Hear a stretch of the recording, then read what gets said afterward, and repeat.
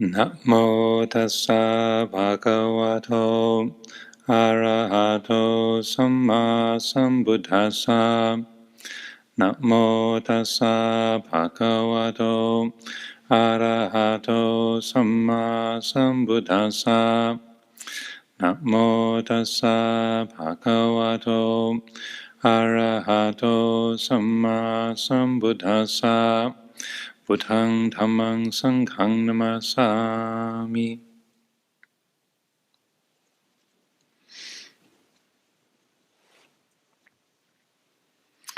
I'd like to begin by expressing how delighted I am after 3 months of not having gatherings together here in the temple, having this occasion of Luang Por Chah's birth anniversary to come together. The epidemic has sort of waned to the degree where we felt it was safe enough to gather at least for one evening to consider the viral load and to make a special occasion for today. So I'm delighted that this has come together, just all being together in the temple and chanting with several dozen people, 50, 60 people. It's a delightful, inspiring, gladdening feeling once again. So I'm very, very happy to have this occasion. Also particularly to reflect upon the life, the teachings, the example of Venerable Ajahn Chah, our teacher, and to take this occasion of his birth anniversary to look at his legacy, what in a way has brought us here through his life, his practice, his teaching, and the influence that had upon Luang Por Sumedho and so many other people over the years, and Luang Por Sumedho establishing this monastery more than 35 years ago, and that's literally why we are here. You know, we would not be here, gathered together, this particular group of people in this spot, were it not for Luang Por Chah's life and his teaching and his example, his influence on the world.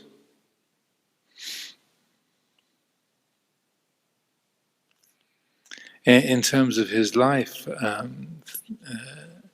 looking back to Ubon province 100 years ago, I remember seeing it's a kind of a documentary, also fictionalized documentary film that's called Chang, which means elephant. And it was made in 1927 in northeast Thailand.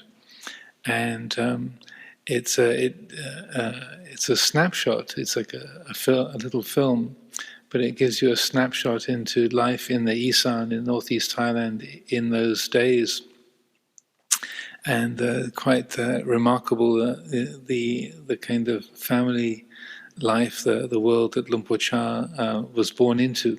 He was one of, I believe, 9 children in a family in Bangor, a small village in the province of Ubon. In those days, the Isan, the northeast of Thailand, it considered itself in a way more part of Laos than Thailand. Legally it was part of Thailand, but the culture and the language was far more Laotian. And also in those days, it was before the railway line had been built between central Thailand, Bangkok, and the northeast. So it really was a different world. And the idea of electricity or running water there probably weren't even words for it in the local dialects. It was something that you might have heard of in a story or a rumor, but there was the life in the village itself was very much subsistence farming, and also everyone helping each other. Life was tough. The cold seasons are cold, the hot seasons are very hot, the rainy season very, very wet, very rainy, and they often say that it's one of the reasons why such a spirit of camaraderie, of cooperation exists in the Northeast Thai culture, is that you have to help each other out, otherwise you don't survive. And so that kind of cooperation and that spirit of working together, that came through, not just from Ajahn Chah's conditioning as a child, but also it became a style of practice, a very informing influence in the way that he established his monasteries and the way we like to run Amaravati down to today. He was born in 1918, so 102 years ago on this day. They're not exactly sure precisely the day. It might have been June the 17th or 16th or 15th or 18th, but somewhere in this period in the middle of June, 102 years ago, he was born. And the stories of his life, as probably many of you are familiar, was that even as a small child, he was a natural leader, and that the people who grew up with him, even his fellow brothers and sisters, made the comments that games were always much better when Cha was around. If he was part of it, then it was somehow it would always be more fun, and he would often be the leader or the instigator or the person kind of motivating the particular games or activities that people were engaged in as a group of children. The story goes that at the age of 9, he asked if he could go and live in the monastery. He had his own motivation to go and to be what they call a dekwat, or a child of the monastery. And often it's the parents who would send a boy off into the monastery, particularly if he's very difficult or boisterous or challenging or mischievous, badly behaved. They would sort of send him off to the monastery to get straightened out a bit. And so it's usually the parents that would be encouraging a child to go into the monastery for some time, but very unusually it was his own motivation, his own interest that took him into the monastery at the age of 9. And so he lived in the monastery as a dekwat, so he'd just be living on the 8 precepts initially, and then after a time he took the novice precepts to become a samanera. And then stayed in the monastery throughout most of his teens. When he was 16, then again, as the biography recounts, he was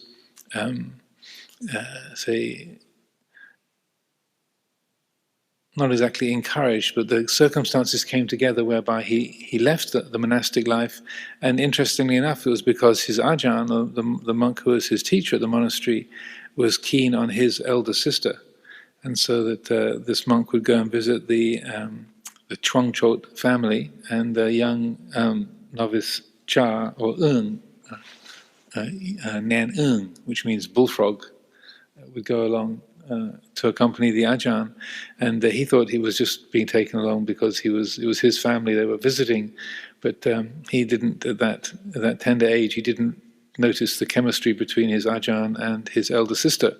But after a certain amount of time, then the Ajahn announced that he was going to be leaving the robes and was proposing to Ajahn Chah's elder sister, and so that surprise in his life then led him out of the robes. And so from 16 to 20, then he went back to lay life and was helping out with farming the land. And but then when he was 20, being very dissatisfied with family life and the round of simply tending the crops, and just seeing the limitations of worldly goals that were ahead of him, even though he was very competent, he was very much at ease with people, very at home in the village, there was a dissatisfaction there. And so he asked to go back into the monastery. And again, particularly because of circumstances in terms of relationships, he had a young woman in the village that he and she were very keen on each other, and so it was thought that maybe one day they would be able to get married. But then, because of the circumstances of the village and her life, then she ended up being betrothed to his best friend. And as Ajahn Chah recounts very, very poignantly in the biography of Luang Por Chah, Stillness Flowing, his best friend Put had to say to him one day, Cha, I'm taking the girl. That's the way it's been arranged. Our parents have set it up, and I think she was like a cousin or a relative of his, so that by the two of them, Jai and Put being betrothed to each other, being engaged to each other, then the family wouldn't have to pay a dowry. There wouldn't be any expense. So that was a real heartbreaker for the young Cha in the village. His best friend and his beloved getting married to each other. So that propelled him back into the monastery. The dukkha of the world being extremely visible, tangible, and felt. So there was a combination, and he would talk quite freely about these kind of circumstances in his Dhamma talks, and how it wasn't sort of any kind of high-minded aspiration to realize nibbana, or he didn't have much of a kind of spiritual motivation based around meditation at that time. It was just really the dukkha of the world. Like it was dukkha, idang dukkhang. This is dukkha. The unsatisfactoriness of the world was the empowering or propelling force that took him into the monastery. But then, as he went back in again on his own motivation, then the presence of the teachings and the power of the practice, even though he wasn't doing very much meditation at all, the teachings really sank in a great deal and were very meaningful to him. And even though many of the other young people of his age coming into the monastery for a period of time just stayed for a rains retreat or a year and then went back to family life, when all his friends were disrobing, he had this feeling, well, why are they doing that? Or what's really there on the outside? I'm much more interested to stay in the monastery. So he stayed with it. And then again, it was the painful experience of his father's death that then sort of triggered the next phase of his life, so that he is living in the village monastery. He had already been a monk for 6 or 7 years. He was quite well experienced. He had the responsibility for training the younger, say, novices and people who were coming to the monastery to learn, to study. And then his father became seriously ill, and in that death process of his father, who he was very close to, his sense of having no spiritual resources, no spiritual foundation, was very powerful to him. He had no place to put that dukkha. It was incredibly heartbreaking, painful to see his father fading and dying before him, and there's nothing he could do, and nothing he could do with his mind to work with that. And so that really brought the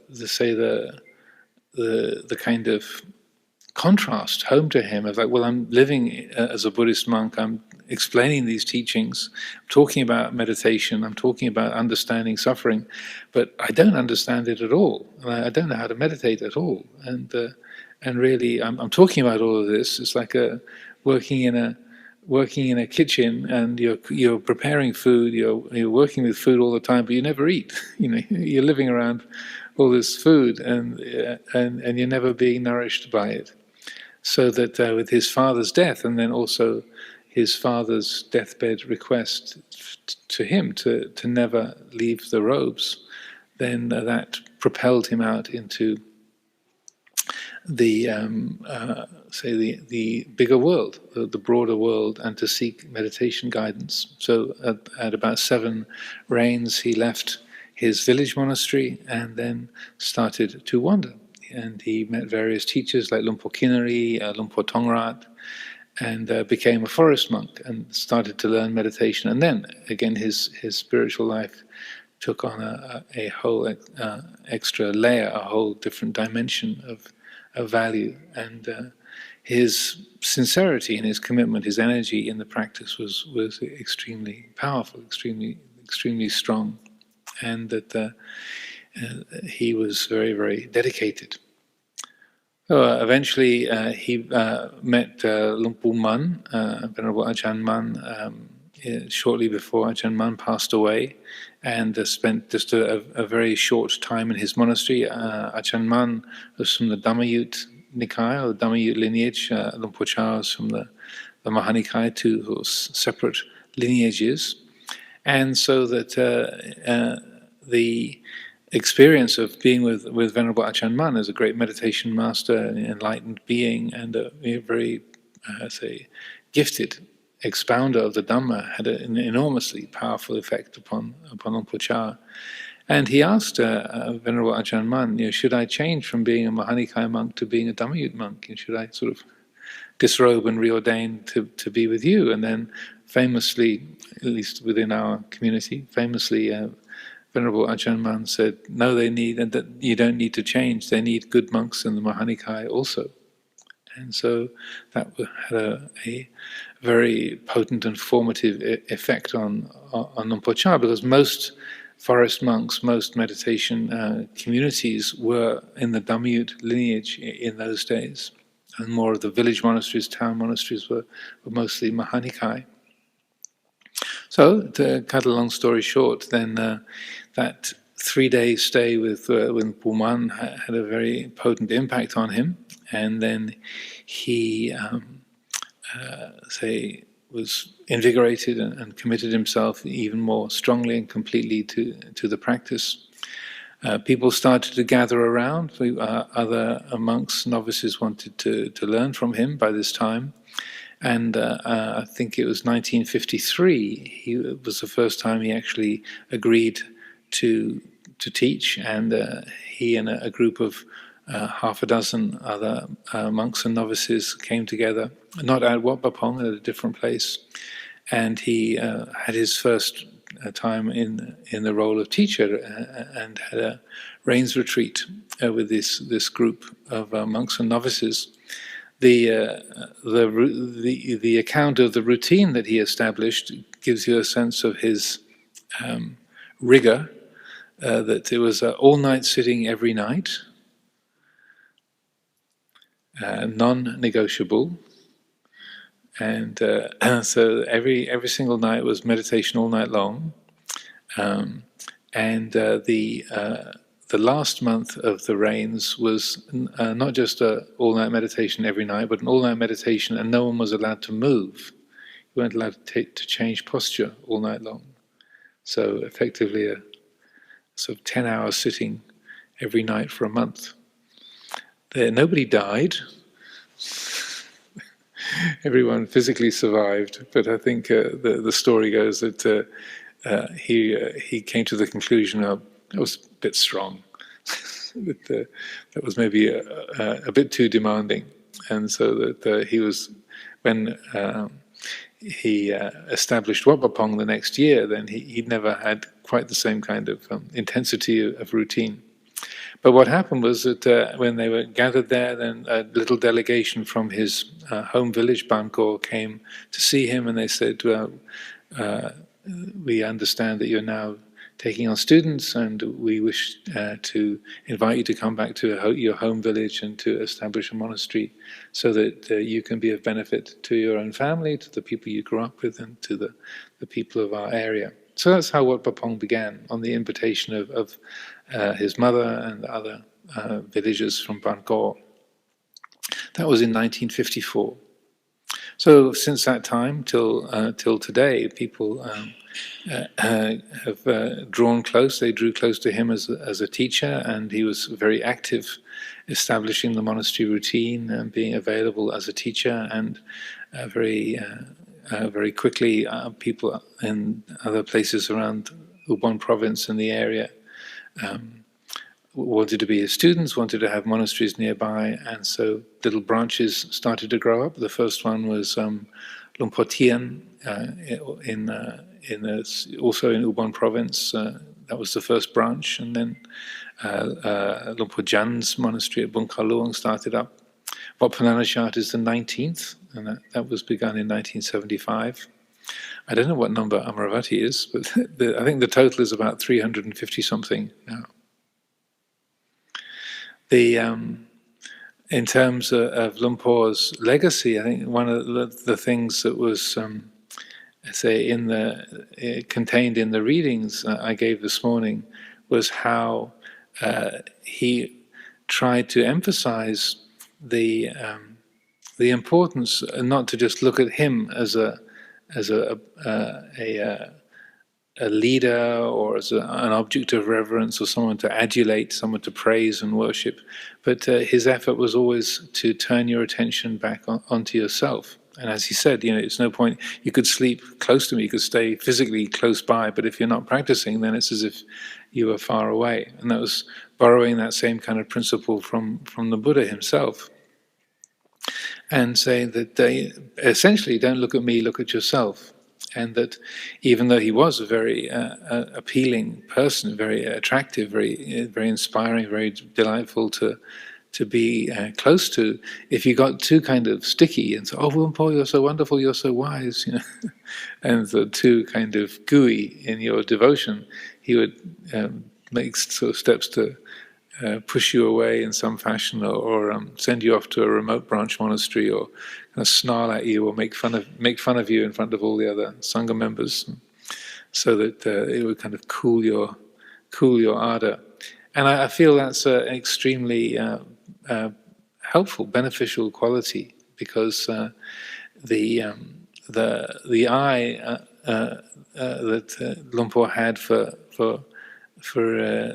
what's important in monastic life is always on what actually benefits each individual. He's not trying to have people just behave according to a particular pattern, not just trying to replicate his own style, sort of to be a good Ajahn Chah team monastic, but rather to help each person to look more completely and directly at their own life, their own mind, and to get to know their own nature. And that he saw that as a teacher he could be a catalyst, he could help people to do that, but really the thing that made the difference was the degree to which each individual was able to know their own mind and to liberate their own mind, their own heart. And that's the thing that made the difference.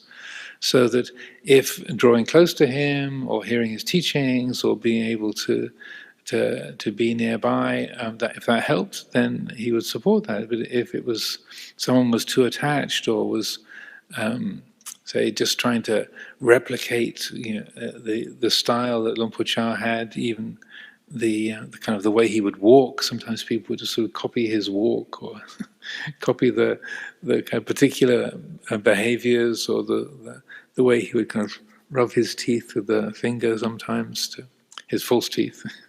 That people would just sort of copy his behaviors to be like him.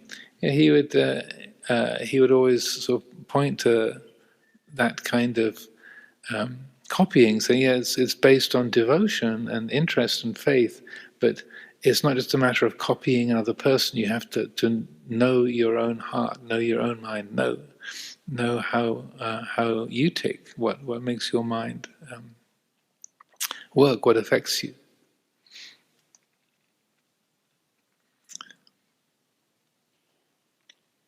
One of the things also that I reflect upon with Lumpur Cha and his style was that he was not looking for a comfortable life, and that one of the things, particularly I guess, is being in the role of abbot, there's a strong tendency in us as human beings that when something is difficult or painful or uncomfortable, then something in us inclines away from that. I don't want to bother with that. Oh no, I don't want to deal with that. Or this is something I don't want to bother with that. Or if only we didn't have to deal with this, like say the pandemic. If only we didn't have to have all these restrictions. If only we didn't have this kind of particular project on. If only the building was finished, then we could. Or if only it was the retreat time, then we could.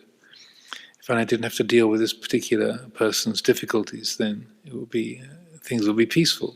So there's a very strong tendency that we have as human beings to incline away from things that are limiting, or that they are painful, or they're hard work, or they're challenging. And in terms of his legacy, he very consciously sort of leaned towards the difficult or the painful. And I think he'd seen so much of a tendency within his own heart to kind of to run away from difficulty. He would talk about how he was really good as a meditator. When he was in those Tudong years, from when he was about 7 rains to when he was about 15 rains, that period when he was on his wanderings, the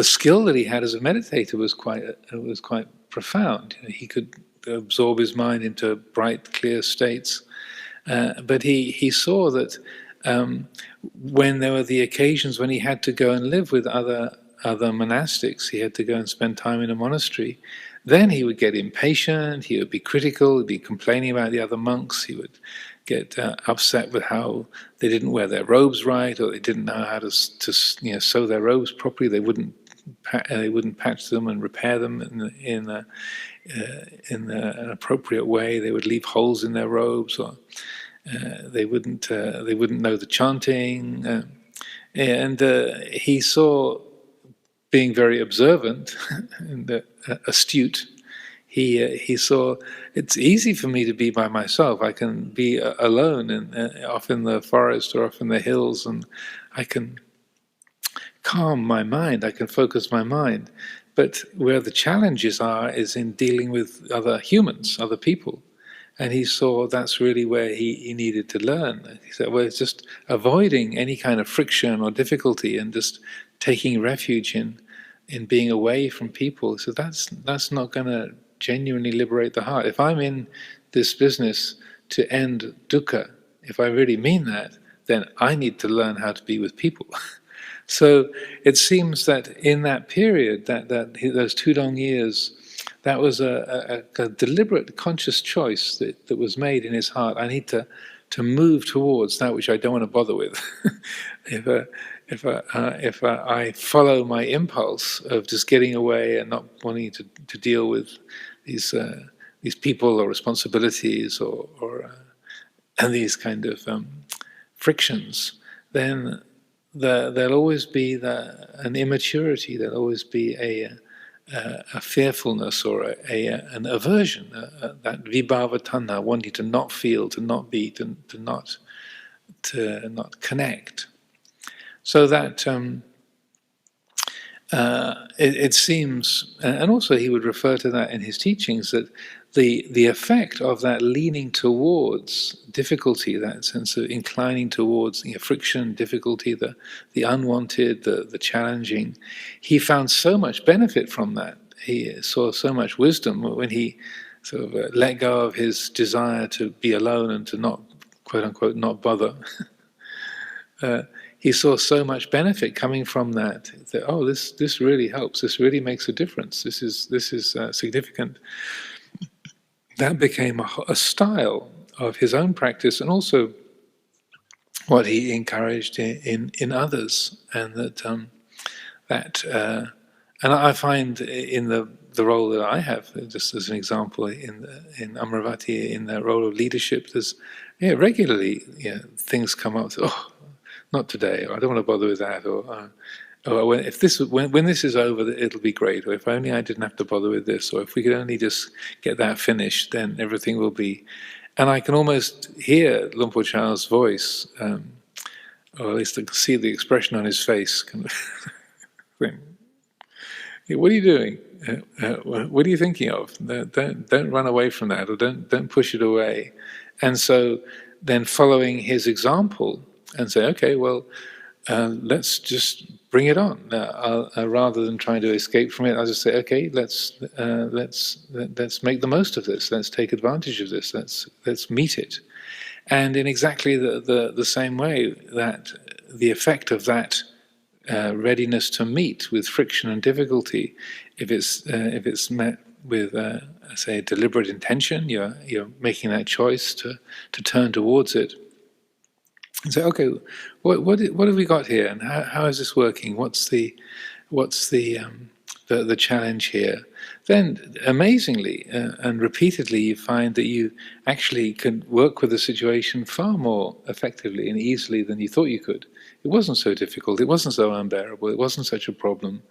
And the mind that was saying, "Oh, this is really a chore," or this is say something that is intrinsically dukkha. It's like, no, it turns out to be not true at all. It's like, it wasn't the case at all. It's just, it was really just the attitude towards it that was the thing making the difference. So personally, I found that an extraordinarily helpful teaching, and the kind of things that Luang Por Chah had to deal with over the years, some of them pretty serious. One of his disciples was a hitman who was hired to shoot him. But when I knew him, he was this very sort of genial and very. I was astonished to find out that the way he'd come into the sangha was he was actually hired as a gangster.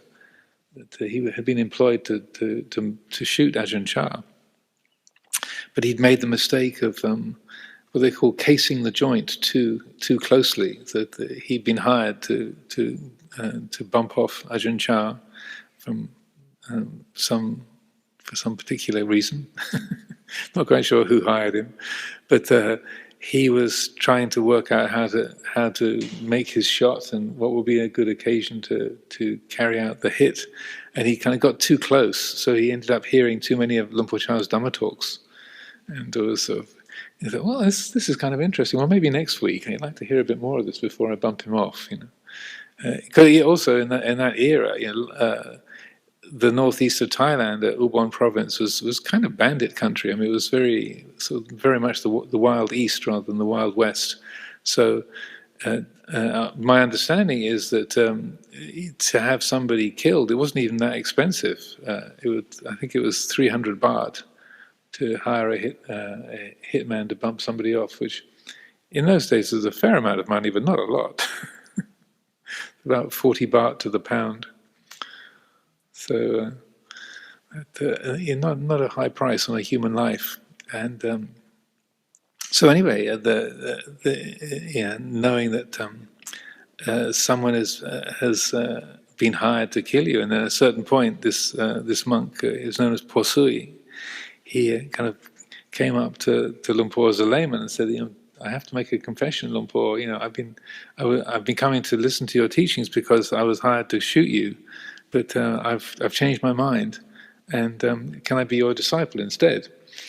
And so then Luang Por probably said, or words to that effect, and accepted him as a disciple, and then also had to kind of protect him because the person who'd hired him was then unhappy about the fact that the contract wasn't being carried out and such like.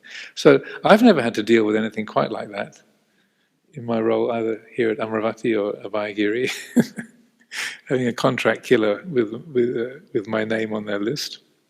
Or another occasion where one of the senior monks, the head of one of the branch monasteries, was reputedly having an affair with a local woman, and there was a lot of conflict. Some people thought, no, he's innocent. Other people thought he's guilty, and so it was a huge issue in the sangha, and it got came to a head, and they said the only way we can solve this is to get Luang Por to make a judgment, and so these different groups could come to lobby him and get him to come along, and then they had a big meeting at this branch monastery, and it's said that the abbot who was being accused, he had a knife in his yarm, and that it was said, I have on good assurance, that he had made the statement, if Luang Por Chah accuses me of having sex with this woman, then I'll take his life right there on the Dhamma seat.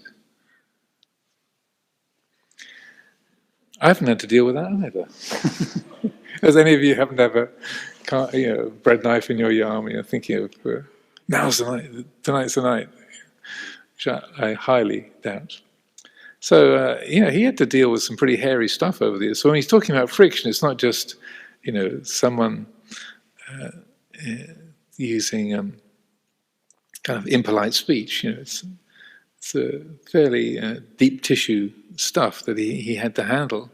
But it was really that kind of readiness to go and meet even really difficult, challenging situations like that I feel is it's a very helpful example for us to say, not just in terms of our relationships with each other or to conflicts in the community, but also looking at our own minds, the area of our own mind, our own life, where I don't want to go there, I don't want to look at that, or that's too difficult, I can't bear that, or that's too challenging, that's too painful, or I can't deal with that.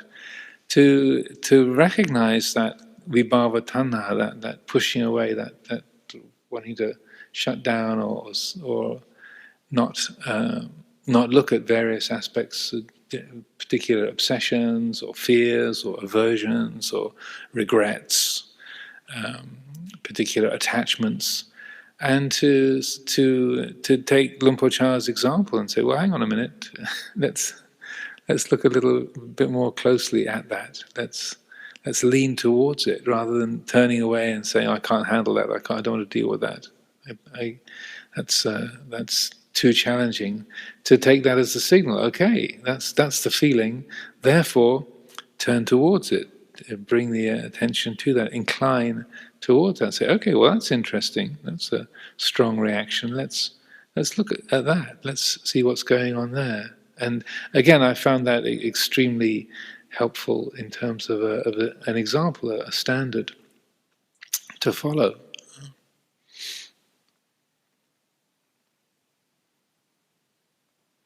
Another of the aspects of his teaching that came up in the readings today, and I chose them quite deliberately. Not a lot of it talking about uncertainty, the reflection on mainea. It's not a sure thing. As a mode of practice is extremely helpful. And in one of the passages I read this morning, he makes the comment, whatever it is that comes up, just turn to it and say, it's not a sure thing. And as he says in that talk, it's a very simple reflection. It's not complicated, it's not refined, but it's extraordinarily powerful. It has a very profound effect if we remember to apply that. And so in terms of his legacy, or one of the aspects of Dhamma practice that we can really make use of, or help to make our lives here at Amaravati more effective, or to enable the commitments that we've made and the practice that we're following, to help that to really bear fruit, to moment by moment to apply that reflection on uncertainty. Whenever we're worried about how things are going to be in the future, is it a sure thing? When we're worried about what somebody thinks of us, is it a sure thing? When we're worried about what's going to happen to us, how it's going to be for me, am I going to be healthy, am I going to get sick, am I going to get the coronavirus, is it a sure thing? To look at our opinions, our judgments, oh, this is really beautiful, is that a sure thing? This is awful, it's terrible, is that a sure thing? And it's one of those, it's a kind of one-size-fits-all practice, regardless of the object, whether it's in terms of your work or your relationships or your mind states, physical objects, everywhere. That one single principle applies. If you notice that sense of thingness, the mind making a memory or an object or a mind state or a relationship or a plan, the mind tries to make it solid and fixed, And if that recollection is brought into being, is that a sure thing? Is that the whole story? Is that true? Is that a fact? Then over and over and over again, it helps to see things in their true light. We see in that moment there is no thing there. That opinion of saying this is beautiful. So, well, it can't be an absolute thing. It's not absolutely beautiful. It's just in this moment there's the experience of beautiful, but that is changing. It can't sustain itself. It cannot. The calling of something a problem. This is really a problem. It really is a problem. So, no, this is the experience of problematicness arising, and in this moment it feels like this. It's not an absolute problem. It's just that feeling of problematicness is here now. It arises, it passes away. So I use this as a reflection, a way of working with the flow of experience, inner and outer, all the time. It's so many times during the course of a day when I remember. It's easy to forget, but it's as he said in the teaching this morning. It's so simple. It's not complicated. It's not testing, but it has extraordinarily powerful effect. It'll change the way the mind relates to every single experience. The way we relate to our physical body, our feelings, comfort, discomfort, our health, our mind states, our memories, our plans, our emotions, everything. The material world, the buildings that we're in, the conversations that we have. If we remember to apply it, it's like the escape route. Like on these doors of the temple, you've got these little fire escape signs with a sort of a running person and an arrow. Like, here's the escape. You know, and if the fire alarm goes off, then the escapes light up. That's what this anicca, this reflection on uncertainty, it's the fire escape. And it's a very effective and well-ordered say fire escape system. And if we apply it, I find it has an extraordinarily transformative effect. Maybe the last thing to share also this evening, and particularly it always comes to mind when talking about Ajahn Chah as a person, and using his name and his life story and the particular characteristics or say events of his life, like being threatened by a hitman and such like. That it's very personal. It's kind of it's a story. He was born in 1918 in Ubon in Bankor village, and it's very personal. It's very fixed and sort of located. But in a way, I feel it's to fix him as a person, or to sort of just praise that the personhood is also slightly missing the point. And not just because he would say, "Don't look at me, look at yourself," but also the way that we can personalize others, or we personalize what we are, and that he really embodied that quality of being fully alive and engaged and being a personality when he needed to, but he was really unattached, fully and completely unattached to that personality. And so there is dialogues with him where somebody asked him the question, who is Ajahn Chah? And he said, there is no Ajahn Chah. There isn't anything here. Or that they say, how old are you? Do you live here all the time? And he said, I have no age. I don't live anywhere. So he's a Buddhist monk and known as an enlightened being. He's incapable of lying. So that when someone says, how old are you? When he says, I have no age, what's the I referring to? Well, what is that? Well, what is that speaking? If someone can't, someone is incapable of lying, deceiving, and someone says, how old are you? Where's that coming from? The response is, I have no age. And to me, it's very like the dialogue between the Buddha and the Brahmin donor, where the donor sees the footprints of the Buddha in the dust and sees, wow, these extraordinary footprints with all these patterns and lines. And he follows the footprints and finds the Buddha sitting under a tree in the forest and is amazed at this sort of radiant, peaceful, serene presence. And then Dona asks the Buddha, are you a deva? And the Buddha said, no, I'm not a deva. And are you a Brahma god? No, not a Brahma. Are you a yaka? Are you a celestial demon? No. Are you? And then he says, are you a human being?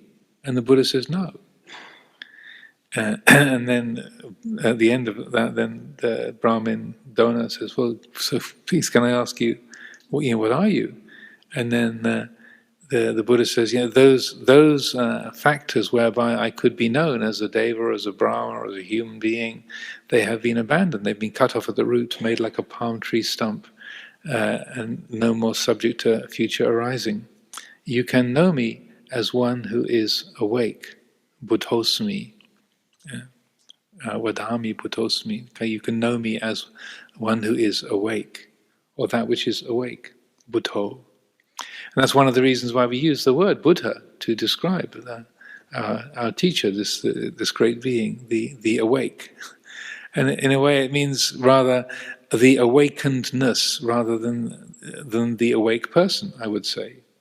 So that in Ajahn Chah saying, "I have no age, I don't live anywhere," it's exactly that place that it's coming from, that buddho, that quality of the awake mind. It's the Dhamma. Literally, it is a Dhamma desana. It's the Dhamma speaking. Desana means a demonstration of Dhamma. So it's a demonstration, an embodiment of Dhamma. It's a Dhamma speaking. So it's really the Dhamma saying, "I have no age. I don't live anywhere," and that. In the readings that I offered this morning, there was over and over again, Luang Por Chah was saying, the Buddha is alive. The Buddha is that awake, aware quality. The Buddha is that knowing aspect, that attribute of our own citta. He said, if you practice, if you embody the Dhamma, then you will be Buddha. You will be the Buddha. You will be that awake, aware quality. And not speaking about that in some kind of inflated or egotistical way, like, if I'm mindful, then I'll be the Buddha, and sort of carrying it around like a flag or sort of a badge or a T-shirt with "Look at me, I'm a Buddha" written on it. Not at all. It's as he said again in one of the talks. You just take the idea. I'm the Buddha and the Dhamma and the Sangha. They are in my mind. Just carrying it around as an idea is not it. You take the idea to lead into that realization of that quality. But I feel that one of the most wonderful, legacies, the things that we have inherited or we have received from Luang Por Chah's style of practice, is that